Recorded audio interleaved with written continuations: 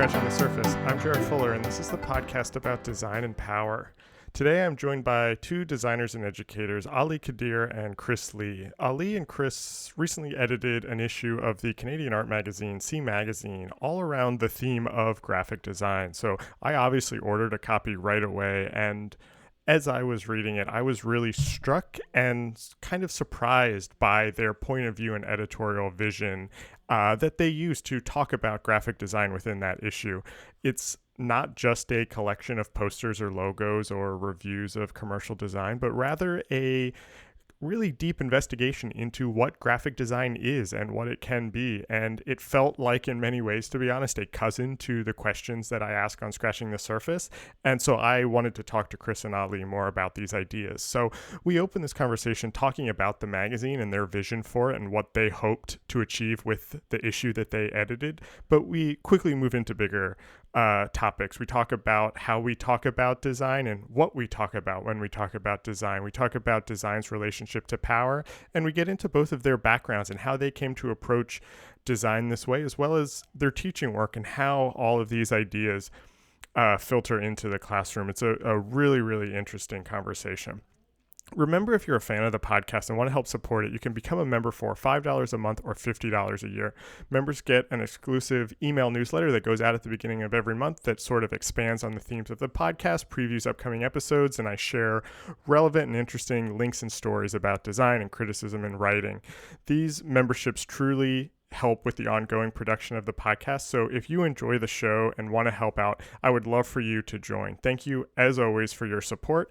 And while you're at it, you should immediately buy a copy of issue 141 of C Magazine as a nice companion to this really fascinating episode with me talking to Chris Lee and Ali Qadeer.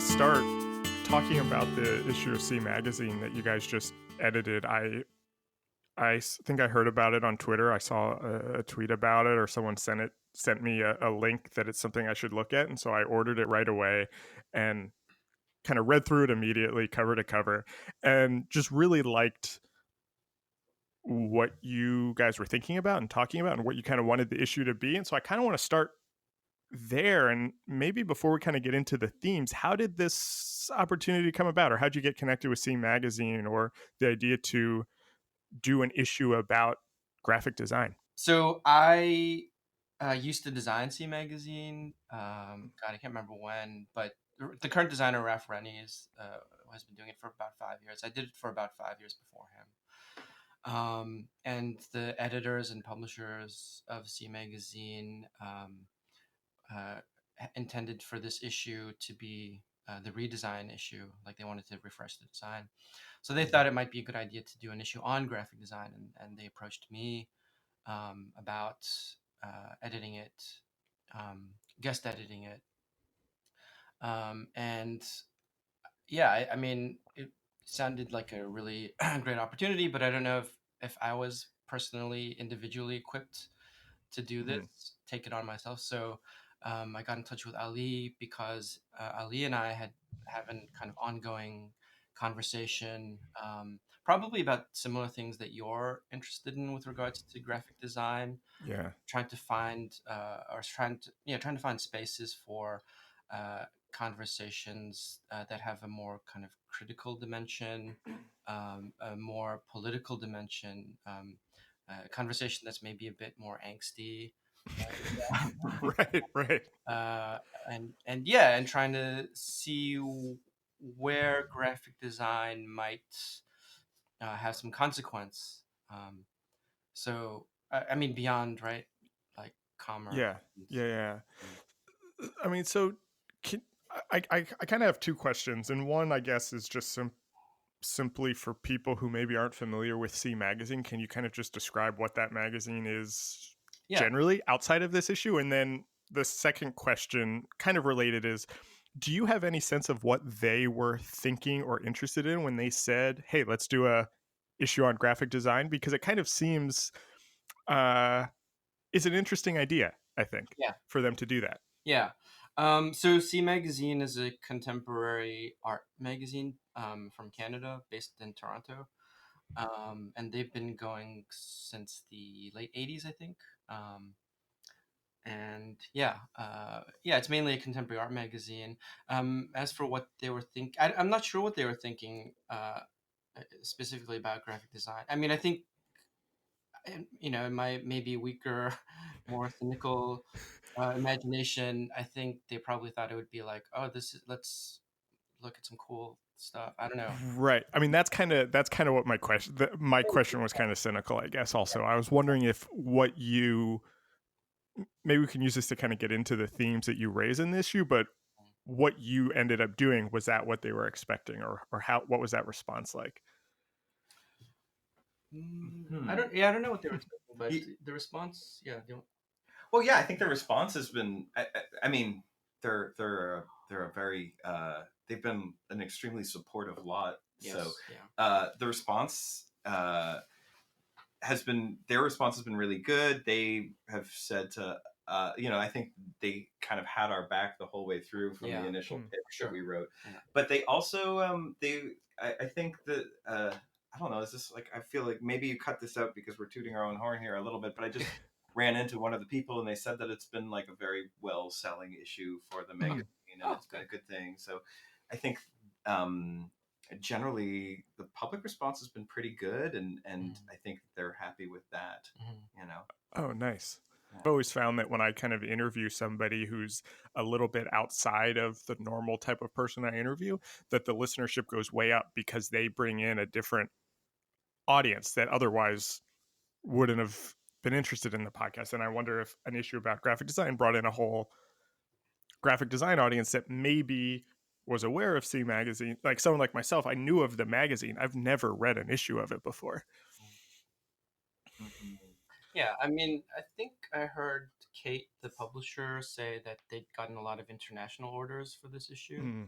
I think, I mean, in my imagination, I feel like that's partly because, again, graphic designers there's a sort of world of graphic designers out there that are hungry for a kind of discursive space.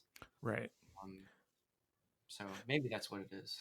I think that's exactly hitting the nail on the head, is sort of what Scratching the Surface is doing and what we're after. And I was just listening to Michelle Champagne's podcast recently. Oh yeah. With you, and it's sort of like there's like it can be framed in a critique that this is a discipline or a field that's lacking this discursive space, or you can sort of frame it as like there's this, it historically hasn't been there, but there's a lot of people who are sort of lining up to try and find ways to talk about this and ways to use this to talk about other things at the same time. Yeah. Right. So can we talk about that a little bit more and about kind of the themes of the issue? There's something that you said in your kind of opening editorial statement where the original title was going to be Design and Power, and you decided to just call it graphic design because you're kind of proposing that all graphic design has some sort of relationship to power, which I obviously agree with. And you probably won me over with your editorial statement and just kind of saying that. Can you kind of talk about that thought process and changing that, and how you decided to frame the issue and the themes and what you wanted to talk about in it? I think that I think it kind of goes back to this conversation that Chris and myself have had for a few years around thinking about when we talk about graphic design and the sort of definitions of graphic design, that oftentimes we're both really interested in this sort of expanded definition that doesn't just accommodate sort of an art historical practice necessarily, but thinking about all of the sort of like machine reproduced artifacts, and we both sort of really latched onto this theorist Lisa Gittleman, who has actually a piece in the magazine, and she sort of borrows this term from Michel de Certeau, where she talks about the scriptural economy. And I think the scriptural economy is a really interesting way of talking about the sort of discourses of graphic design as it relates to power, in that it's sort of the ways that graphic, like artifacts, designed artifacts, typeset artifacts kind of create a I don't know, like constitute Yeah, I think they do a lot. I mean, this could be a tangent that turns into another whole other podcast. But yeah, I mean, there's the I think one of the main things that you just said is like the kind of mechanical reproducibility of graphical form is what's economically, politically, technologically meaningful about graphic form, or that's what distinguishes it from other kinds of form making. Mm-hmm. If we were to put like a kind of solid definition around it, I think that's like a politically useful definition, because what it points to is like practices of standardization, a kind of production of like normativity, ideas of like right and wrong, correct, legal, aligned to the grid, not aligned, legible, illegible, which is sort of maps onto like illegal and legal, so Right. this is like, as you can see, we can like unpack this like in a million different, I don't know, 1,000 different ways. But yeah, I mean, graphic design and power, like I think that's the starting point that we wanted to yeah, that's the point that we wanted to start at. But there's also like this self-consciousness about how like graphic design, the term itself, kind of like your first question, gets misunderstood, I think, Yeah. or it gets a pass often, right? Graphic design gets a pass from critique because, well, I don't know why, but I feel like very like critically attuned intellectual people that I know, as soon as you start talking about graphic design, they're like, oh yeah, I you know it's easy. There's not a lot to talk about there. There's not much more to it. Right. There's beyond the surface. Right. Yeah.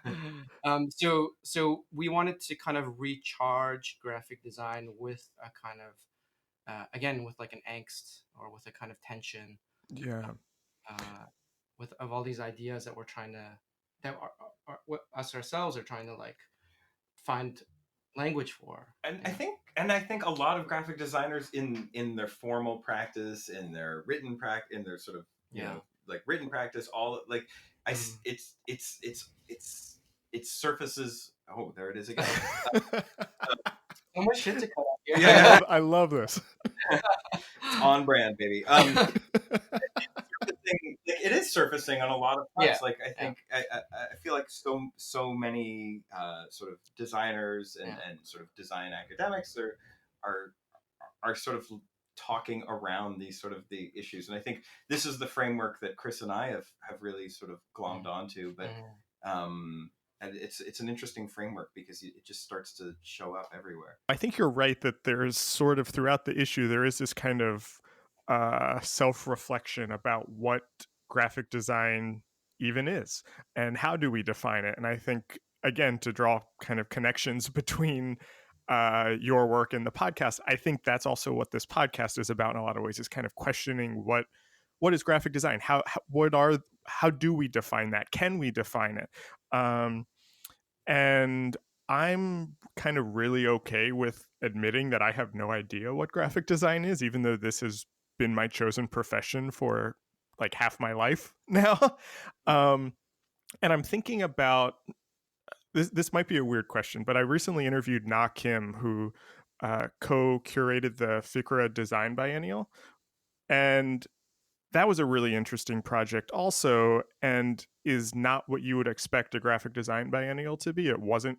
When I think of a graphic design biennial, again, possibly cynically, I think about some posters, some branding, some book covers, and they really kind of problematized what is graphic design. And I think that's kind of what you're doing with this issue also. And so I guess my question is, I think it's great to have that discussion amongst graphic designers, but I'm curious if you have thoughts about that kind of opening up that definition, maybe kind of confusing that definition a bit to an audience that isn't designers, and like the C magazine reader, where they see an issue about graphic design and then you have all of this kind of weird stuff in there. How do you think about that? I think there's a few different audiences to sort of start to reckon with. To start that, I think maybe the readership of C Magazine is already kind of primed for a certain like theoretical problematization.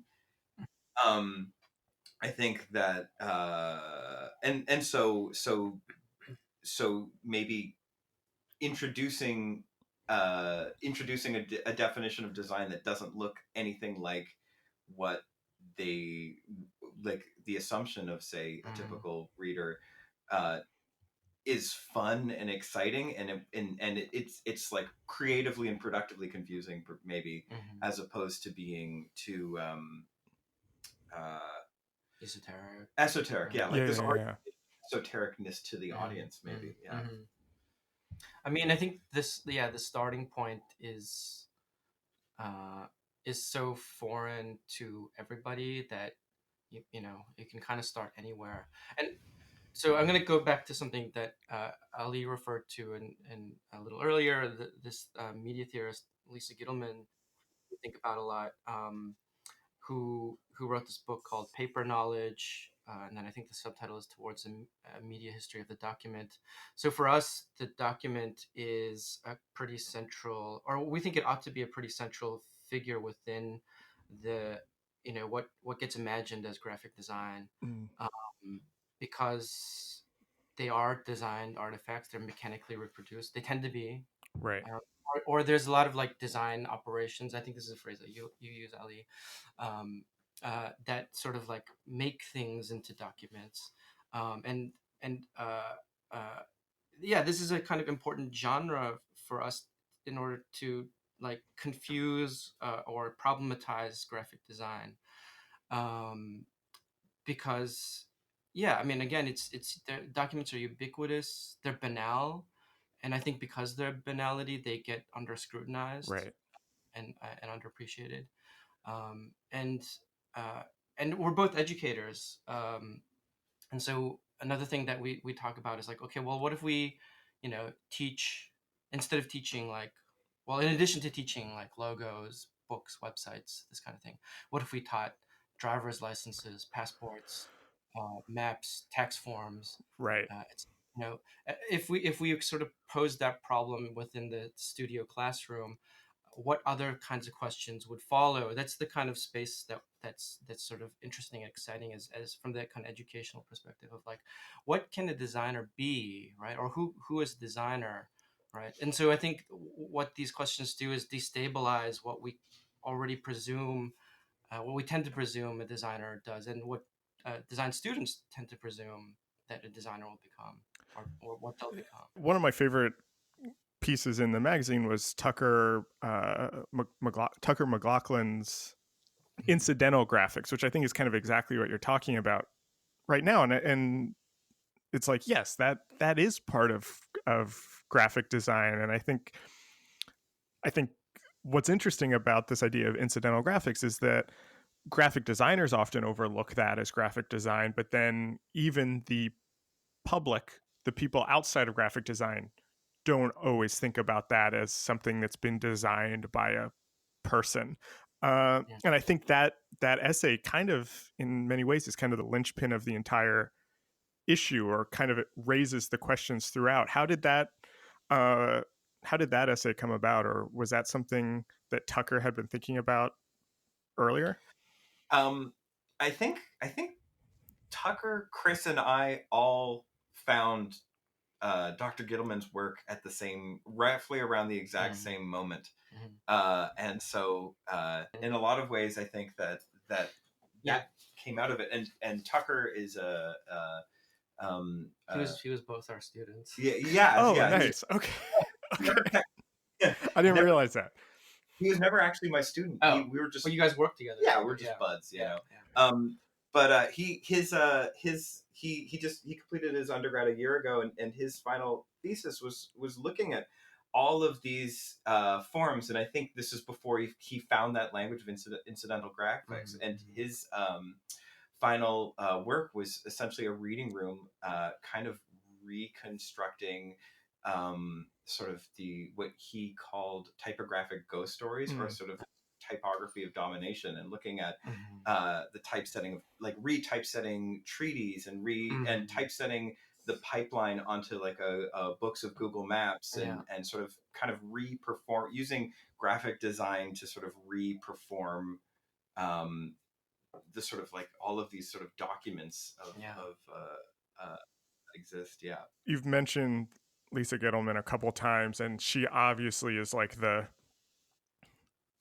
other thread that runs through so many of the themes. And I will admit that I knew her name.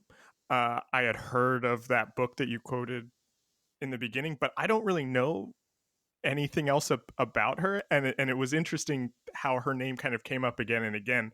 How did you kind of discover her work, and what influence did that have, not just on this issue, but kind of on your practice and how you think about design in general? I mean, for me, I came across the book accidentally. I mean, you know, as one does in a bookshop in Montreal at the Canadian Center for Architecture.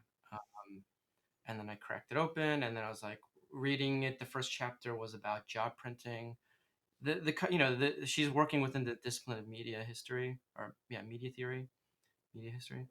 And I was like, oh shit, this is about graphic design. Yeah. And I mean, there's so many books like that. Yeah. That you don't expect to find, and realize that what they're actually talking about is graphic design. So I mean, another one of like that for me is Benedict Anderson's Imagined Communities. Oh yeah, that's been on my list for like years, and I haven't read it yet. I got to do it now. I mean, it gets like pretty academic and jargony, but you get it, right? Yeah. Like, most graphic designers aren't like super academic scholarly people. And then another one is James C. Scott's Seeing Like a State. I don't know that one.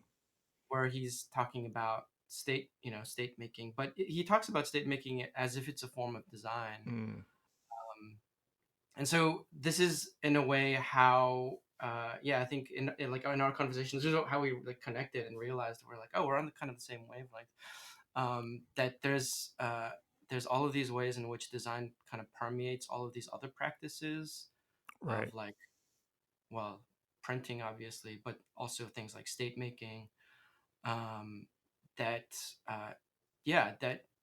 For people who are like interested in trying to think about like how design might matter, how we might produce critique through it or think through it, like these are really important moments. I have one more question about the magazine and the issue itself, and then I'd like to kind of take what we're talking about and kind of expand it to your practices more generally. But going off of kind of what you're talking about kind of discovering these other books that are not about graphic design, but finding that they connect and kind of talking about the themes of the issue, I'm curious if you can just talk a little bit about the process of editing and putting together this issue. Once you kind of had the themes, were you kind of reaching out to people and saying, hey, here's what we're doing? Do you want to write something? Did you have topics in mind? How did you kind of select the people? What was that process like a little bit? There was a mixture. Like we issued a public call for proposals. Okay. We also reached out to a few people, or I don't know if we reached out specifically to anyone so much as we just heavily reminded people like, hey, right. Yeah, we did some heavy tapping on the shoulders. Yeah. Of people. I mean, actually, I think pretty early on, I talked to Tings Chak, who wrote the piece on OSPAL. The Tricontinental. Because her and I had been having this conversation about kind of rethinking the history of internationalism in graphic design. So like the internationalism, when we tend to think about like the Swiss style, the international typographical style, so sort of like this kind of modernist tendency, but there's also at this very same time there's also this stuff happening in Cuba where there's this like propaganda studio called OSPAL that's creating kind of third world liberation struggles, solidarity graphics and publications. And so like part of the story, the angle of that story was like, well, what if this is the internationalism that we made Right. central in graphic design history? Right now, it's, like if you look at some textbooks, it's like in the margins, it's in a kind of column. Oh, this also happened post Che Guevara. Right. But, Right. Like internationalism like has Mm. such a is such a loaded term in these two very different spheres. I feel like on one's in the sort of like graphic design sphere, we talk about international style, as you said, but in the other sphere there is sort of the history of 20th century socialism, and I guess and communism. Like internationalism means an anti-colonial struggle. Anti-colonial struggle, exactly. Yeah. Yeah. So he's one that we tapped on the shoulder, or Okay. very direct. We reached out to very directly. We also had I should say, like, we had a really concerted, and please disagree with me if you, I don't think we've ever discussed it so much, but I think we made a very concerted attempt to really try and open up the field in terms of positionality. That we kind of didn't want it just to be purely sort of meditations on contemporary design tropes and practices, but we kind of wanted to hear from not just like the histories that operate at the margins, but designers who are marginalized. Right. A lot of so and I I sort of looking at the magazine, I feel like I want to do like 5 more issues. What's missing, and or like where things could go further, but there's like there was like a real concerted attempt to do that as well. Yeah, that's interesting, and that's one of the things that I actually really admired about the issue is the I mean, I guess I can't think of a better word, but just the diversity both in voices but also in subject matter and location is really interesting, and you don't always see something like that in a graphic design book or magazine or issue like that. To see that type of range, I think is actually kind of different, unfortunately. There wasn't enough space. Yeah. You mentioned earlier that both of you are teachers, and I'm curious about how these themes that it sounds like you've been kind of talking about together for years, long before this issue came together. How do these ideas play out in the classroom or influence how you think about teaching? I'm going to talk for you for 2 seconds. Like one time I heard about an assignment that you did from a student, and I was like, oh God, Chris just did the thing that I've been trying to do for so long. What is it? It was the branding of or commodifying and uncommodifying. Tucker did that project. Same. And that was sort of like, that was an early introduction deeper into like your practice as a teacher, that I was like, that's it, that's the thing, that's like the thing I've been thinking about for so long. So yeah, I mean, I feel like it's been a part of your teaching practice for a long time.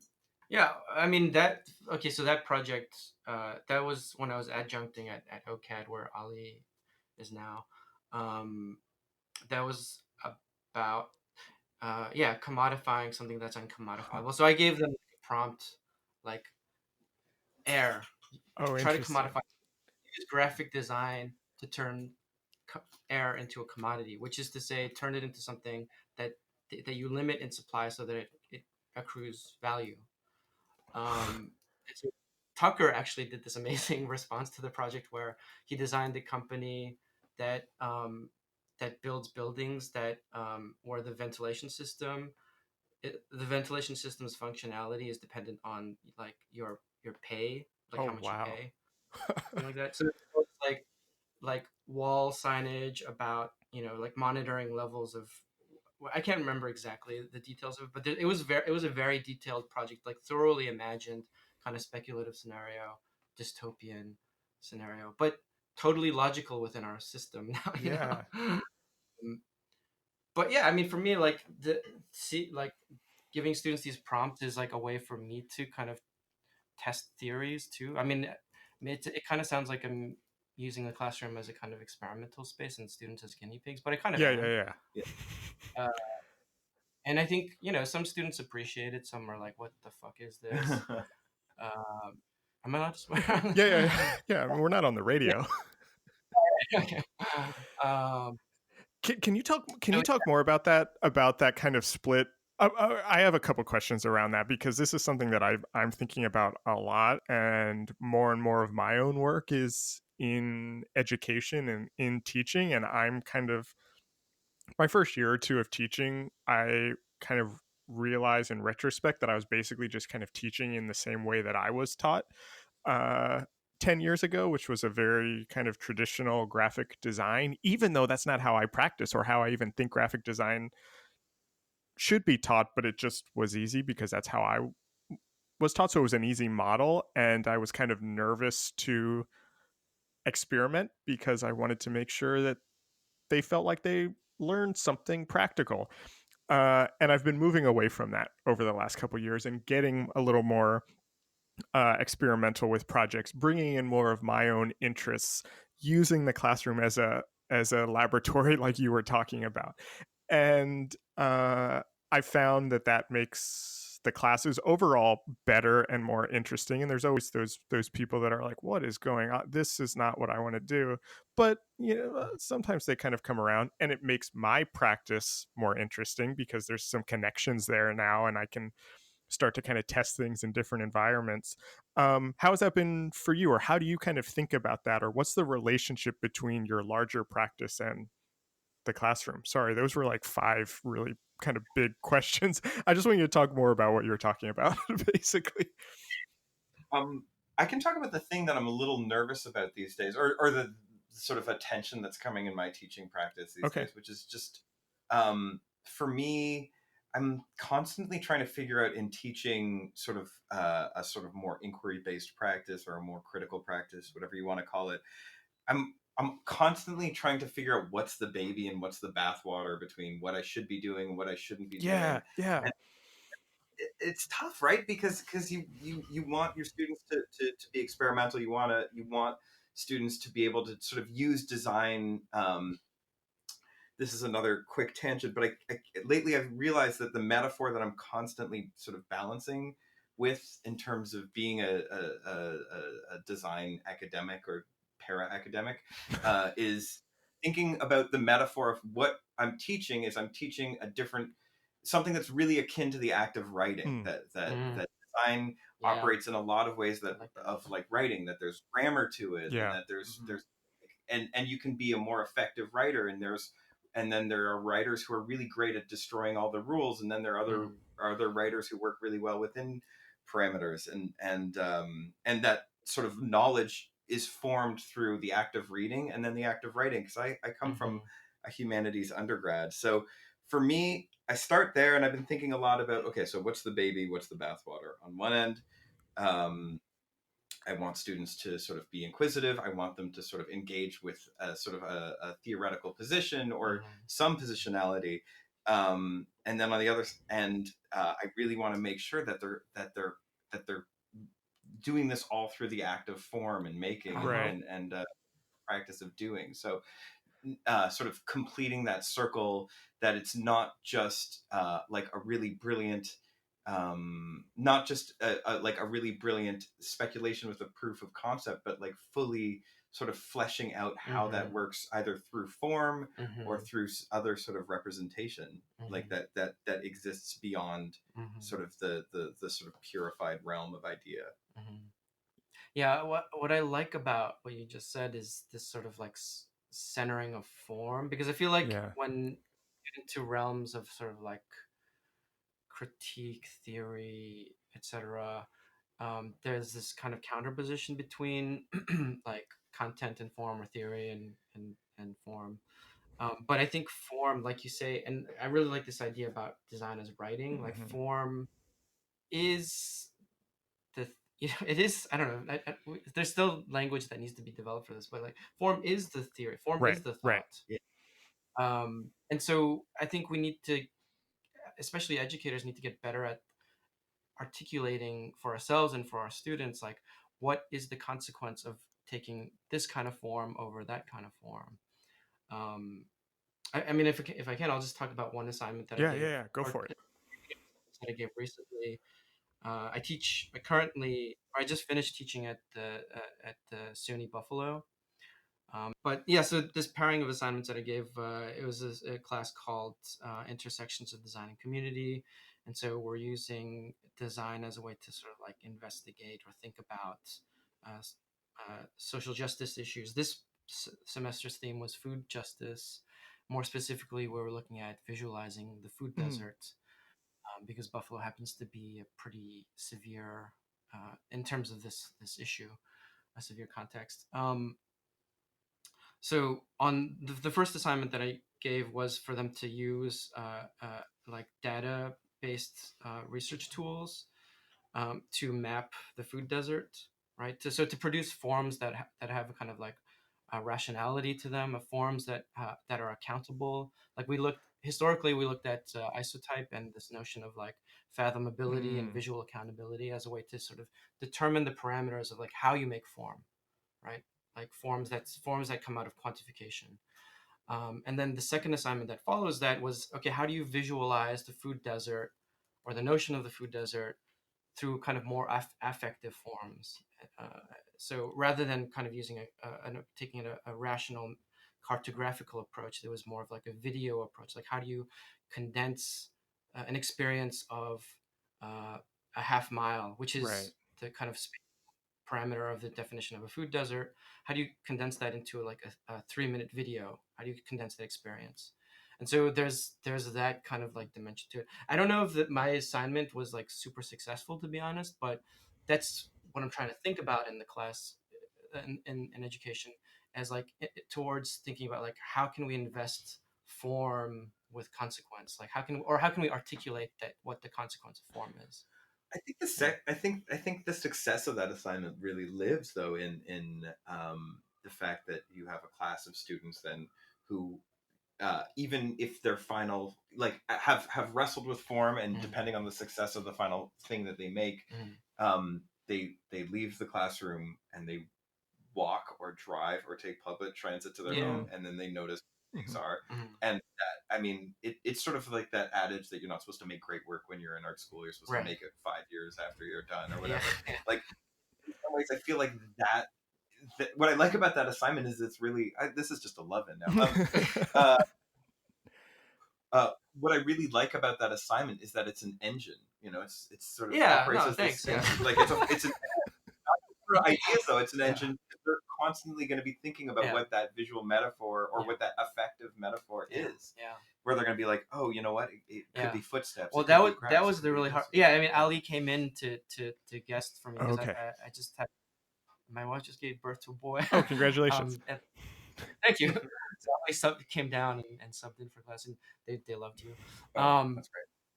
But yeah, a lot of students ended up kind of defaulting to like making form out of quantification, out of like data, out of sort of quantifiable material. So yeah, in that sense, it didn't do what I thought it would do, and it sort of made me really reflect on like how I write assignments. But yeah, I appreciate it. I want to like kind of keep pulling back the conversation a little bit, because I'm really interested in I think all three of us kind of think about graphic design in the same way, and it sounds like now kind of hearing about how you think about teaching that we're kind of similar in that, or we have similar goals or even similar challenges, I guess. I'd love to talk a little bit just about kind of how you both even arrived at thinking about design this way, and just a little bit about kind of your background and the type of work that you do, and then kind of connect it to how teaching and how C Magazine has then maybe been influenced by that, and then also the inverse of that, how working on these projects are kind of changing how you think about graphic design. So, you know, Ali, when I was kind of researching you, I saw that you actually originally studied religion and philosophy. Could you talk a little bit about that and how that transitioned into graphic design, or where those connect for you? Yeah, totally. I studied religion and philosophy. That's true. And I was at sort of McGill University. I come from academic parents, so I think the idea of like art school like it was something that even they could have probably fathomed more than I could. Like my Right. But I sort of grew up in the sort of punk scene and the DIY scene, and had sort of taught myself like web stuff when I was younger, and during sort of when I was in college for like walking around money, I would do a website for something, or even do the occasional record cover for a friend's band, and from there, kind of you leave school and you don't know what to do, and my now wife got into a PhD program in New York, so we moved there, and I picked up work doing web stuff for nonprofits, which kind of re-sparked a sort of deeper interest in graphic design. And I couldn't, I felt like I could get technically better, but I just felt like I was missing a piece. So eventually I went back to grad school. I went to RISD, and then moved to Toronto, and sort of, it's funny, like teaching, I really enjoyed teaching, and teaching has sort of revived this part of me that I was trying to sort of tamp down from that undergrad, which is just like that, finding that theoretical approach again. And that came up. That's sort of like been sort of resurfacing more and more. I feel like I still have like kind of like a design practice that's really been shunted to the side with academia, just like being a teacher. And so I think that undergrad has really led me to sort of constantly be, in some ways you sort of reinforce certain things that a sort of an art school undergrad will teach you to sort of talk through making a little bit. And sometimes I'm sort of constantly routing around the fact that my default mode is to write into an act, like write into an idea and then make. And I'm sort of constantly working around that. Can you talk about what you mean by that? So, in that relationship between writing and then the making, what do you mean by that? I think that was like a big struggle, and that's always been a struggle for me as a designer, is that I think sort of I have to like sit here and reason this. Okay, for a second. Go for it. I think it's been a struggle for me as a designer historically to sort of jump into a visual practice rather than sort of to start from like a more concerted intellectual position. And that was a big part of what grad school for me really was about, was trying to sort of sidestep that part of my brain that wants to start from just like, okay, well, what is this about? How can I do this thing? And jump just into form. Can I ask you a question? Yeah, go for it. Do you feel like that's a problem? You know what? I don't think it's a. Yeah, I do a little bit. Yeah. I have a complicated relationship to it, actually. I think on many levels I don't think it's a problem, but on one level of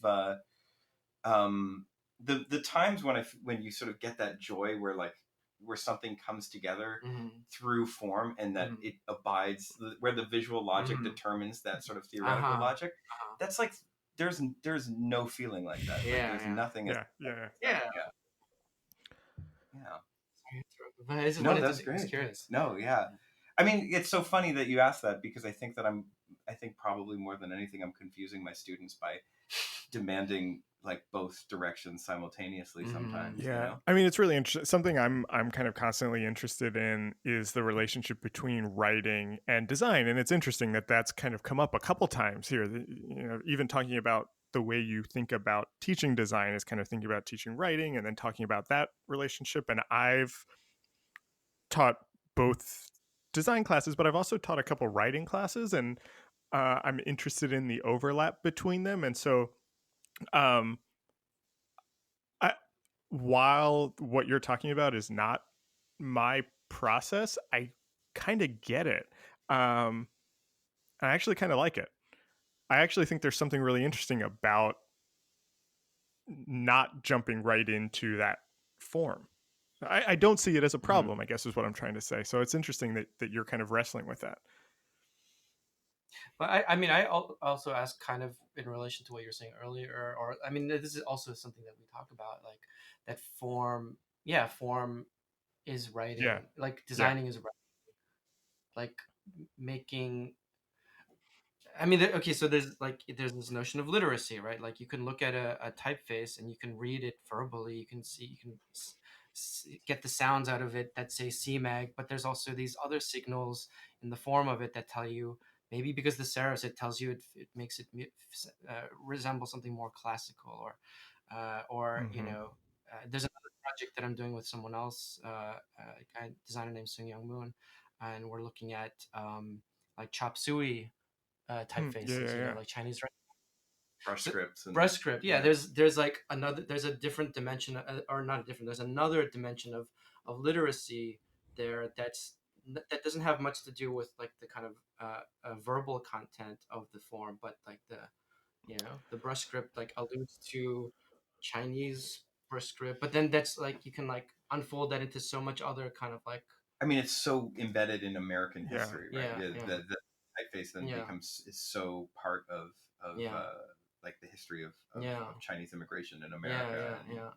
I'm reminded of something that when I talked to Michael Rock for the podcast, he described design as an elaborate form of writing, and that both writing and design are a way to give form to ideas, and writing does that by taking these pre-existing words and putting them together in new ways to make sentences and paragraphs, etc. And that design is also taking these pre-existing things, colors, shapes, images, and putting them together in a new way to kind of give form. And I think that's kind of, it's something I think about all the time, is that both of these acts are doing the same thing, just with different kind of raw materials in some way.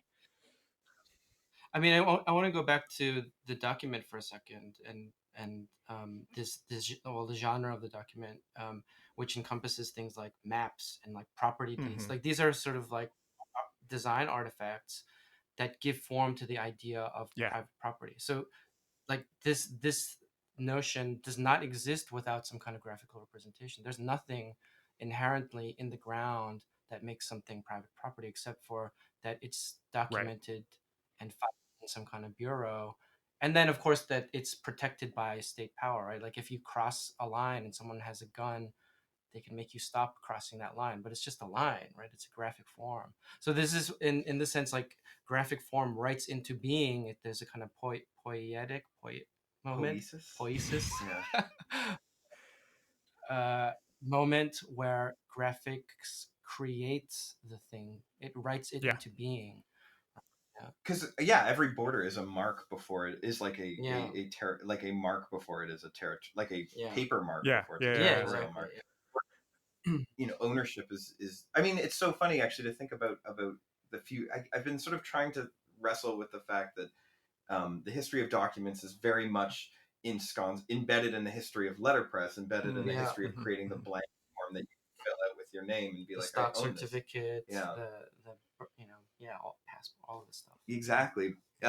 But it's engraving and it's changing, right? But it's still deeply ensconced in what designers think of as being their own discourse. It's now it's becoming a UX problem. Right. That the form it's not just it's how that data gets managed, but it's also the front sort of interaction with that data. That it and so the fact that this sort of parallel relationship exists is like further proof in my mind that continuity is real and not just harping on. I just asked Ali about his background, and Chris, when I was kind of looking at your work and your background, I saw that you had worked at both Metahaven and Bruce Mau, and at first glance those two places seem like they couldn't be more opposite. As an outsider who only knows just a bit about both of them. Are those as opposite as it seems like, or kind of, can you talk about both of those and what you took from them and how they influenced your thinking? I mean, I think they're actually pretty similar on the level. And it's a small level. There's more differences, I think, but they're similar on the level that I would say that they're both pretty research oriented. Um, and that can mean different. It means different things in those two contexts, but that's the main thing. And they're both very much design studios. I think Metahaven, for a lot of people, is known amongst graphic designers more for like their speculative work and how their filmmaking work and this kind of thing.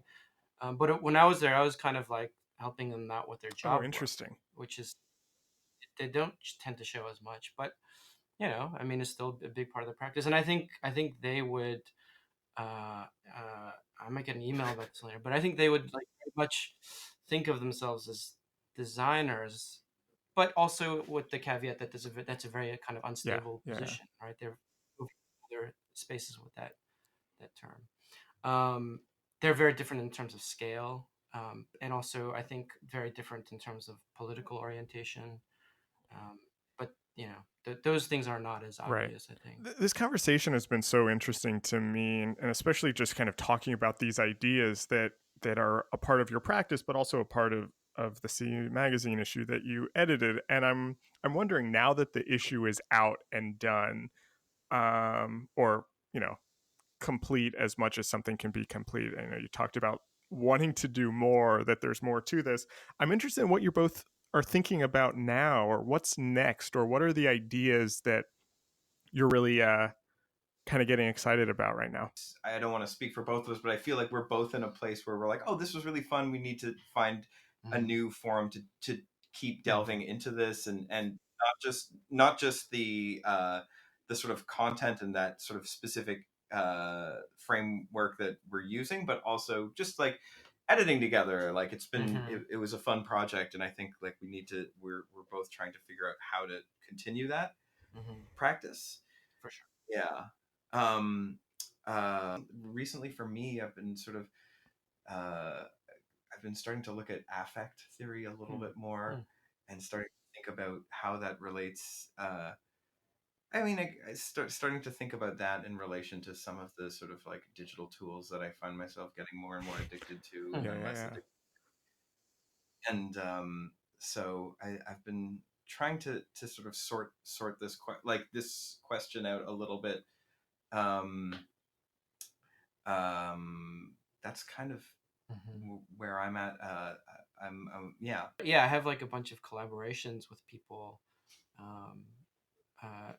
like the one I just mentioned earlier, where we're looking at ethnic typography. And that one's more specifically about like using a kind of typographical historical lens, let's say, to look at the history of Black and Asian solidarity internationally, and sort of like processing that research through typographic design. And we're making a bunch of fucked up typefaces that will be totally illegible. Nice. There's another collaborative project that I'm doing with an architect named Steve Chodorowski and a curator named Julie Nemi, where we've been doing research about this anarchist college that used to be part of the University of Buffalo, SUNY, and like looking at their archival materials and thinking about the syllabus as a form of publication. So we're actually doing a project at Wendy Subway in Brooklyn in August. Stuff like that. And then I have like this like really slow ongoing project that's kind of a historical research into the parallel relationship between the development of money and typography, or writing and money. So there's a kind of 5,000-6,000 year kind of narrative arc that I'm constructing that's very much inspired by Lisa Gittleman and people like Johanna Drucker. But yeah, that's like a long-term project that's just taking a long time for me. Yeah, I mean, that sounds so That's it. interesting, and it kind of leads into my last question. And you've already mentioned a bunch of people and books kind of throughout this conversation, but I always end the podcast with who are some of the books or the authors or critics or writers who have really influenced how you kind of think about all of this that we've been talking about today. I don't know if we've mentioned her, but Lisa. I don't know that name.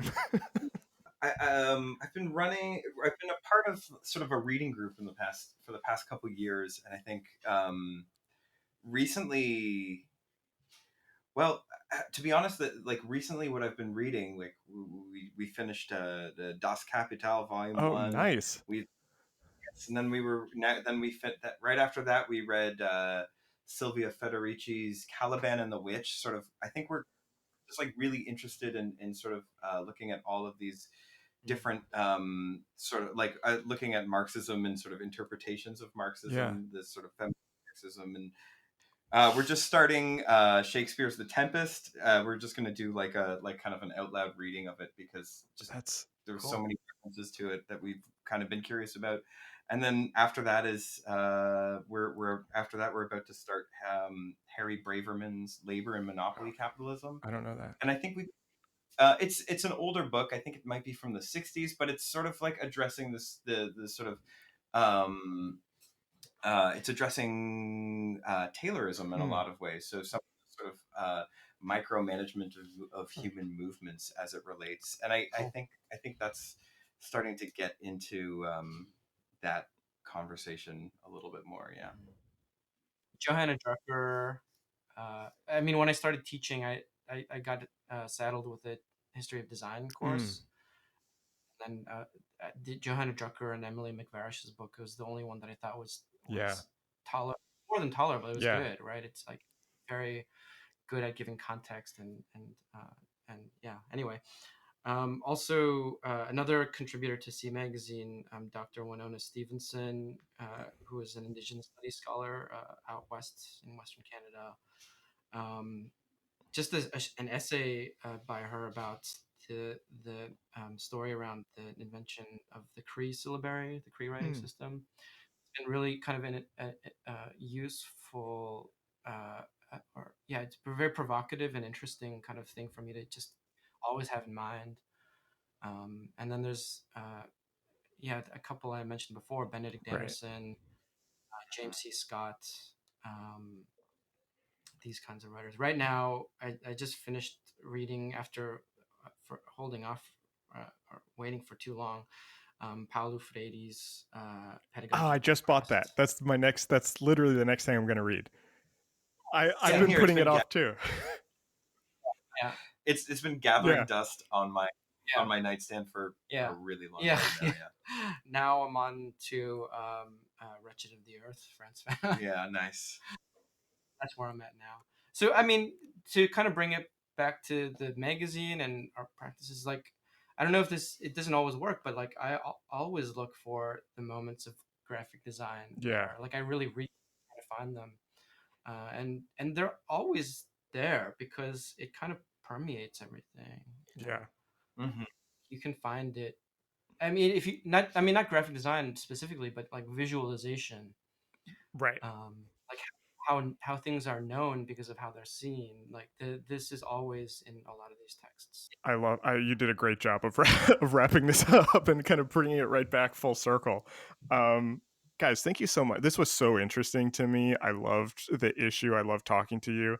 Thank you so much for this conversation and for being on the podcast. I'm a fan of what you're doing. Thank you. Thank you so More much. fans. Yeah, we're both definitely good. That means a lot. This episode was recorded on June 4th, 2019. Our theme music is by Andy Borgasani. We're on Twitter and Instagram at Surface Podcast. You can find us wherever you get your podcasts and at scratchingthesurface.fm. Thanks for listening.